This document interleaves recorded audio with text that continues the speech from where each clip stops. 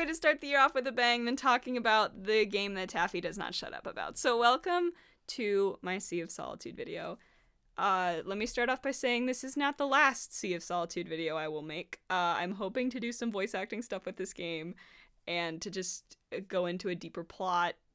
I can't go into the plot in this video because spoilers, but I will do a spoiler infested video at some point.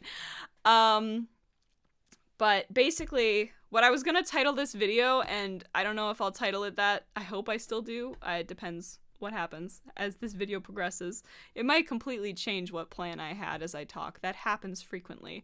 But this is, what is Sea of Solitude, and why is Taffy obsessed with it? We have a lot to unpack here. So let me start off with the initial question is, what is Sea of Solitude?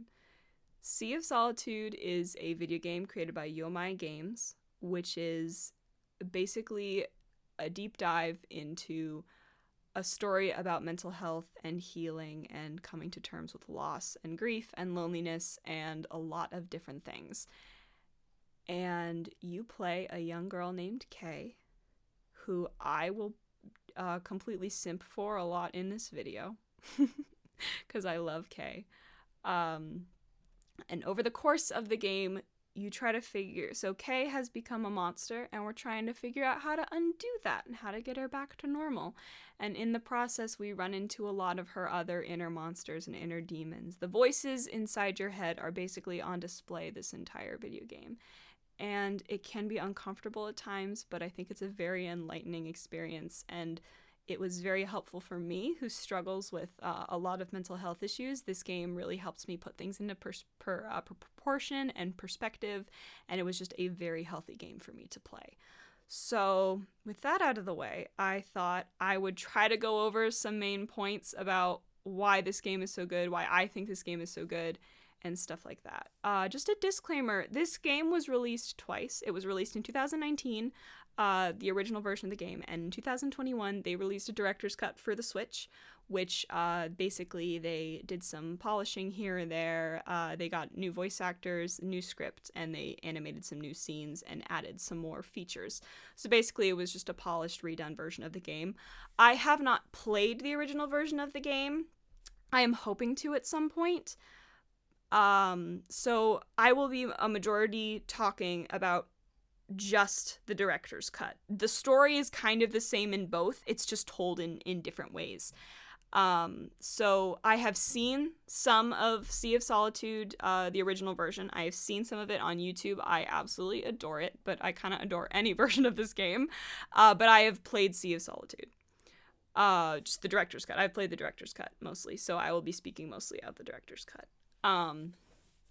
So I'm gonna get, we're gonna talk about the gaming side of this game, because this game, the thing about this game is it's more of an interactive movie, kind of. It's a wonderful video game, but it's more plot driven than, side quests and focusing on life and sustenance and maps and stuff like that. It's not as much, it's not the classic game mold. One of the really good things about that, though, is because you're not focusing on, do I know where I am? Do I need food and water anytime soon? What items do I need to pick up? Just stuff like that. You have more brain power to focus 100% on the story, and the controls are also very easy to get to understand and to figure out and to get used to. So 99% of your brain power is spent focusing on the story, and I love that they did that, because there's a ton to unpack in this story, and it's such a wonderful story that I don't think anybody should ever miss out on, because it's phenomenal. So replay value, another thing. Let me get the technical gaming stuff, and then we will jump into the more deeper story related stuff. Replay value in this game is very, very good. The game story is about 4 to 6 hours, and I have clocked in 30 hours and counting on this game for multiple reasons, because The story in this game is beautiful, and I loved reliving a lot of different parts of it. I liked that once you finish the game, you can pick specific scenes you want to replay again. So there were a ton of scenes I loved and wanted to re-experience and dive deeper into and explore areas more. The exploring quality of this game is very high because you are just thrown into completely different yet very familiar territory as the game unfolds, and you get to find things.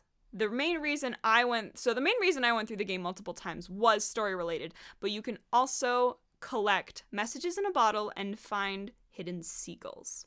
So I'm going to go through both of those. Messages in a bottle, there's a few per level, and basically you find Kay's journal entries from before the story began. I know in the original release of Sea of Solitude, the messages in a bottle said completely different things, I believe. But in the director's cut, the messages in a bottle are Kay's journal entries leading up to now. So it's kind of a little more of an insight on how she got the way she is. And finding seagulls is dotted all over the map in completely random, bizarre places are these seagulls just chilling. And you need to, some of them are really difficult to get to, but they were fun to get to. There wasn't any, I'm so annoyed by this. It was how are we going to do that? And I love when games are able to do that. So tracking down the seagulls, you get to their level and you shoo them away. But the great thing about the seagulls is they follow you. I was so happy because I found my first seagull in like the first 5 minutes of the game, and I was very nervous in the first 5 minutes of the game because the whole game, as you can tell by the trailer and the art and screenshots and videos of this game, it is an intense game. So the first 5 minutes of the game, I had no idea what I was getting into, and I was really nervous.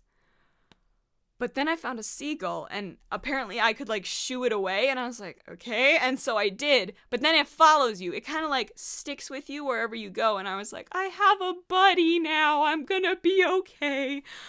Little did I know, the more seagulls you find, the bigger your flock becomes. And now, after I've collected all, I think it's between, like, 32 or 36 seagulls, I have this army. I'll go anywhere in my boat and there's this army above me, but it's not like a distracting army. Let me just get that out of the way. A lot of people would think, wouldn't that take, like, would it get annoying? It's not annoying. It's absolutely beautiful and I love it. Because anytime a monster comes at me, I'm like, fight me. I have like 30 some seagulls on my side, and seagulls are almost as scary as geese. So come at me, bro. So I adored finding all the little things. The messages in a bottle were great because I fell in love with Kay, which is our next point.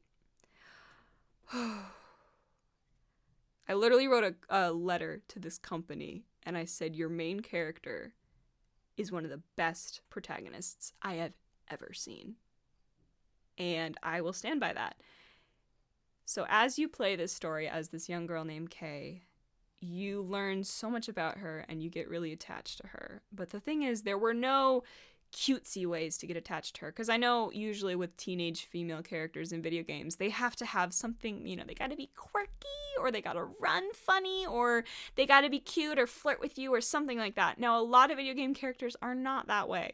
So I'm not insulting any video game characters. We don't insult video games here. We do not insult video games here. Not in this household. Not on this YouTube channel. But Kay was not like that. She wasn't particularly really a girly girl, but she also wasn't the tomboy. She was normal, if that makes any sense. And it was fascinating to me because I almost couldn't predict her. And as I've watched parts of the original release of the game, which I have not played, like I said, she has more dialogue that was removed from the director's cut, and Kay still surprises me. She's got such depth and meaning, and there's so much. I think everybody can see a piece of themselves in Kay, and I saw a majority of myself in her. There's just so much to dive into in this character because you can see how she's she's scared of these monsters, but she feels for these monsters. She's scared of herself, but she wants to keep herself alive. She struggles with so much. I don't think there's a single thing in this game that does not put some form of stress on her shoulders, because she takes everything on her own shoulders. And through the course of the game, you get to see her get slightly and slightly more weak. You can tell the weight is getting to her. And I was so encouraged seeing stuff like that portrayed, because it was kind of like a voice. Somebody finally put it into... It wasn't even in words. There's... Like, Kay doesn't need to be speaking, and you understand that there's more going on under the surface. And so just her her character entirely was very therapeutic for me, which is one of the reasons I play the game so often, because Kay as a character is so nice for me to see, because I see a person that is just, I think, can resonate with a ton of people. On the less deeper side, Kay voice acted in, so she was voiced by 2 different women. Both women did phenomenal. In both different versions, Kay is wonderfully voiced. Absolutely. Just, it's incredible. I have heard some of the best voice acting I have heard in my life through the women who voiced Kay.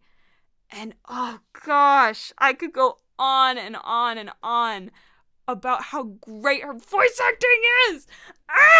Which is why I really want to do an impersonation video at some point, because I want to be able to capture her magic, but I don't know if I can. I think those women specifically 100% own the voice of Kay. Kay also, I know I just said that she wasn't a particularly quirky kind of girl, but she does things that a lot of video game characters don't. And so when you leave a character, my favorite thing to figure out was, when you leave a video game character just standing there and you walk away and make yourself a sandwich or something, they will shift their footing, or stretch, or yawn, scratch the back of their head. Kay does all those things, but there's a lot of little things she does that I personally have not seen in other video games. If you're running upstairs, she will put her hand on the banister or run her hand along the wall. If you run her into a wall, she'll put up her hands and stop herself from face planting into it. And another thing is about the seagulls. I don't know if I mentioned this when I talked about seagulls. If a seagull flies overhead, she'll look up and she'll stare at it for a little while. If you move her, of course, she'll snap back to attention, but she'll just kind of sit there and stare at it. And if you, oh my goodness, I had to stop and simp for Kay for several minutes when I figured this out. If you make her jump into slightly, like if you don't make her jump high down into water, but just, like jump off a dock into water, she will plug her nose as she goes under. And that blew my mind. It's such a little thing, but I was like, she's so human. There's so many human qualities about her that she almost doesn't feel like a video game character, which is one of the reasons I think she's one of the best protagonists I've seen in a video game, and technically just in movies in general. There's so much character in Kay, in the voice acting, in the vocal mannerisms, in the physical mannerisms. Everything about Kay is so unique. And on actually fun Easter egg, on my currently, as of the very beginning of 2022, my profile picture on YouTube, there is a Kay laptop sticker under my mic. I don't know if you can zoom in and see it, but Kay is there. I wanted to put her there. I was like, this is my girl. Nobody can see her there except me, but I know she's there. Yes. Kay is beautiful character. You run into a lot of other characters. Of course, you run into a lot of monsters in this game. And I know the monsters are the most off-putting thing, and they were off-putting for me, and I didn't know if I wanted to play the game because of them. Before I purchased it, I was unsure, because the monsters looked a little too intense for me, because obviously you can get eaten, and you get yelled at, and screamed at, and kicked, and, well, you don't get kicked, but you get pushed around a lot. And I was like, do I really want to do this? That seems a bit intense. It's not as intense as you think it's going to be. It depends. Now, obviously, it depends everybody's sensitivity level, everybody's walk of life, what they've been through. Some things are going to be worse for others than, you. So I think, well, this is just a general warning as I get into the part about monsters.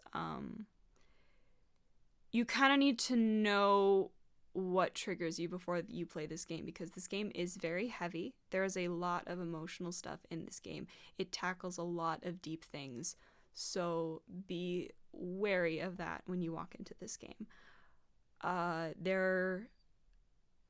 But I can tell you this, which is when you complete the game, hopefully, if you are like me, you will feel a sense of healing and a sense of hope and see a light.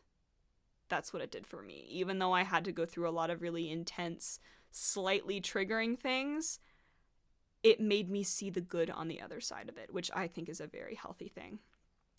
But the monsters in this game, see, the thing is, when you first watch the trailer, you hate them, but now that I've played the game, I'm attached to them.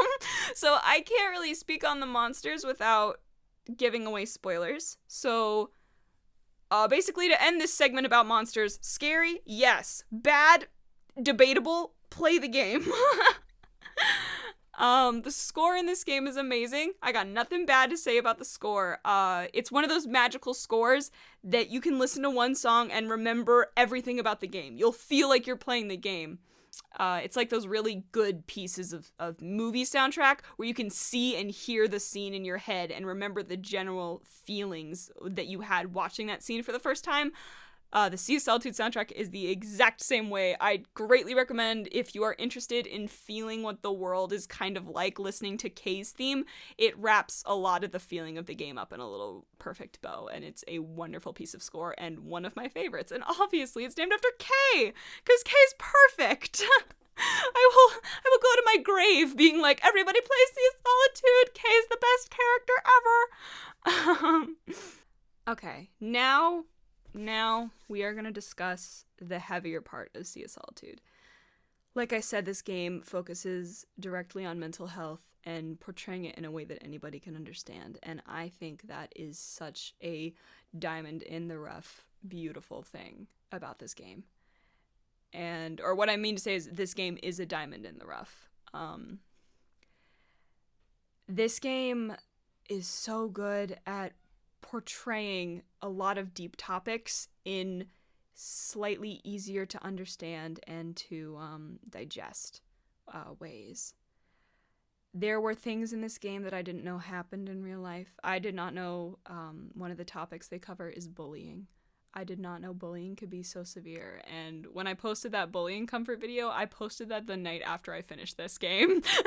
I was like, I want to reach out to all those people and say, oh my gosh, my child, I love you. What can I do for you? How can I help you? But that part of the game made me uncomfortable because I was like, I didn't know this existed. But there's things in this game resolve. Obviously, some problems don't permanently go away. Some things you need to work through and heal, and healing takes time. And this game's really good at portraying that because you go through long lengths to finish this game. And I think one of the biggest takeaways from this game, for me, besides there was just so much that I don't want to talk about without spoiling things, which is why I really want to film a separate video. Or record a separate video. One of the main things in this game is you cannot throw punches. You cannot pick up weapons. You cannot hurt anyone, per se. You can run, you can jump, you can swim, and you can fire a flare. Kay has the ability to shoot this big ball of light out of her hand that will direct her. It's basically a hint. It'll fly to an area and do a little poof, like a little firework that says, you need to go here. The next part of the game is in this direction. You need to finish this over here. And originally I was like, oh, that's helpful. It's like your little hint thing. No, firing a flare was such a huge part of the game. There's a lot of story that wraps around it, so I don't want to get into it and spoil it for you guys. But to put it in the way at least I saw it, firing a flare means asking for help when you're struggling. And I think that's a message that really needs to be, it's a message that needs to be spoken of a lot more, because a lot of people, me included, think when you're struggling, don't bother anybody with it. Like, you don't want to stress anybody out. Don't tell anybody you're not doing well. Keep it to yourself. You'll be fine. And that's not always a very healthy approach. It really is not. And this game, you need to fire a flare when you're struggling. And that's just such a good way of saying, if you are hurting, please reach out to loved ones. Reach out to people. Like, reach out to professionals. Reach out to anybody you need to reach out to. You are allowed to fire your flare. You are allowed to ask for help. And that is such a magical, magical thing to say. And it was portrayed in such a not guilt-trippy way. Because usually it's like, you can ask for help, it's fine. And when people say that to me, I'm like, thank you. But I'm still scared. And firing a flare made me see it as a way of, you do not need to feel bad to ask for help. One of my best friends played this game, and we now use that as a term when we're struggling. We will say to the other person, if you need to fire a flare, please do. And that feels easier than saying, if you're struggling, shoot me a text message. Because in this game, you figure out the deep power of firing a flare.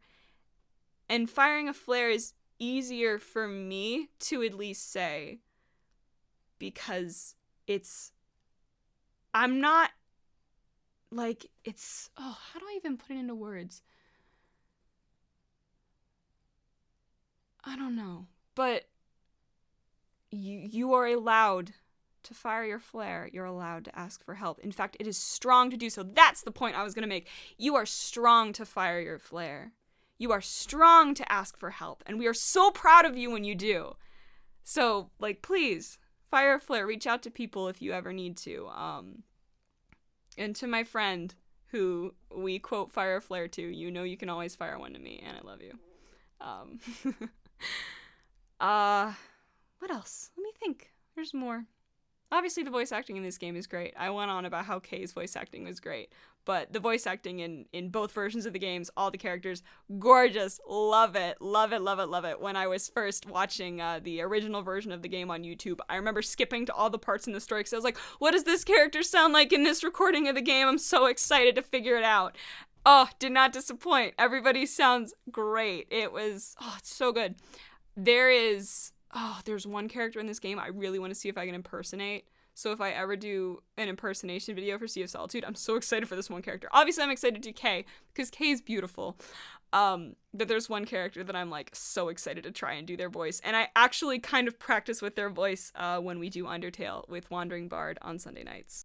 So I actually have a few more points to make about how it's really good at dealing with mental health. There are points in the game where you are literally surrounded by your own thoughts, and you can hear them echoing in the area around you. And the first time I played this game, I had earbuds in that were specifically connected to my Switch, so I could only hear the game. And that surround sound experience of hearing Kay's thoughts all around her was something I will never forget, because it felt so weird, because it felt like I was hearing my own thoughts around me. And that was just a really eye-opening experience, because you never realize how mean you are to yourself in your head until you see it portrayed on a screen. There is a specific character that kind of is your inner critic. Your inner critic is a character in this game, and y'all have heard me talk about how the inner voice can be so mean. I've spoken about it before because it is such a pressing topic. And the way they portrayed the inner voice in this game is so on point. It's so well done. And the first time, so I cried a lot playing this game. I'm an emotional chick. And the first time I played this game, I cried in the first, 2-3 minutes because you get stopped by, slight spoiler for the first 5 minutes of the game, your inner critic, self-doubt, rises up as a monster and comes and scares you, and she starts talking to you. And the first few sentences she said made me cry because I was like, there she is! That's her! I can see her! For the first time, I had a face to put on the nasty voice in my head, and it was such an eye-opening experience to be like, there she is. I know exactly who you are. I know exactly who you are. And now, whenever my inner critic tries to bother me, I can see her in my head, and I'm like, I defeated you in a video game, so... But the way they portrayed self-destruction and self-doubt and other just mental health, it was so well done. And for those of you who are like me and struggle with stuff like that, I do greatly recommend playing this game because it was helpful for me, it was helpful for one of my closest friends, and it is a story that even if you don't struggle with mental health, if you want to know how to better help somebody who does, I think this game is a wonderful, wonderful asset and tool to better understand yourself and people around you. And that is one of the reasons this game is just phenomenal and deserves so much more hype, and the company who made it poured their everything into it. And I really hope that company goes far because they created a game that just shook my world, and it shook a lot of people's worlds. And it puts so many things in perspective, and I loved playing it because I learned so much about myself, about my mental health in general, about other people's situations, what other people go through. It was just a very eye-opening experience and a breathtaking experience because the story is so emotional and strong and heavy. And sometimes you can have a huge, strong emotional story, but it won't carry very well. This game carries it beautifully. The soundtrack carries it wonderfully. The characters carry it wonderfully. The animation style, the controls, the gaming aspect, everything about it carries the story absolutely seamlessly. And Kay carries the story so well.